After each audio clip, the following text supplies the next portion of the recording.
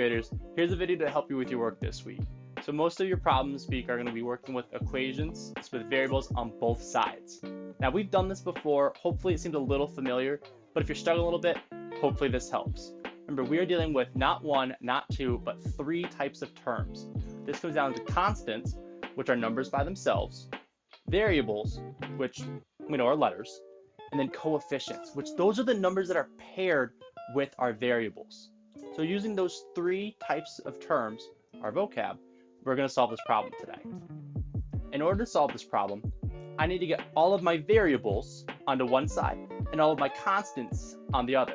Now we know that Mr. LaForest likes to stay positive in his classroom, so I'm going to get all of my variables to the left side of my problem. So I'm going to put my line down the middle so I know that I have my left and I have my right.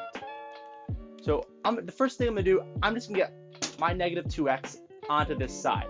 I do this by using opposite operations. Now, it's a negative 2. The opposite of my negative 2 would be a positive 2. So I'm going to add 2x to both sides. Add on my right and it cancels out. When I do it on my left, I want to make sure that I add this 2x to the 7x. Remember, I can't combine x's with non-x's.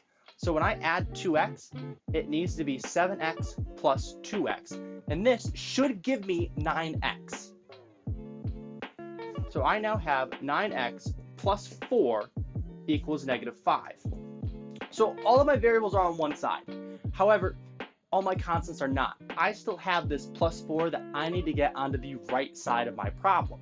I do this by subtracting. The reason I'm subtracting is I'm using opposite operations, and I see right here I have plus 4. In order to do that, I need to minus 4 from both the left and the right.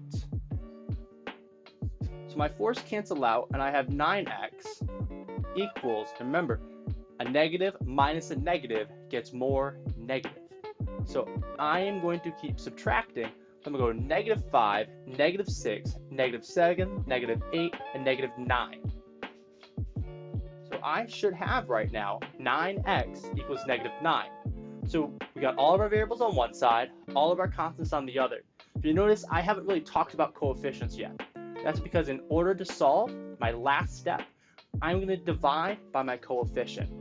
My coefficient right here is 9. So I'm going to divide both sides by 9. So these 9's cancel out. I get my x. And then we should know that a negative divided by a positive gives me a negative.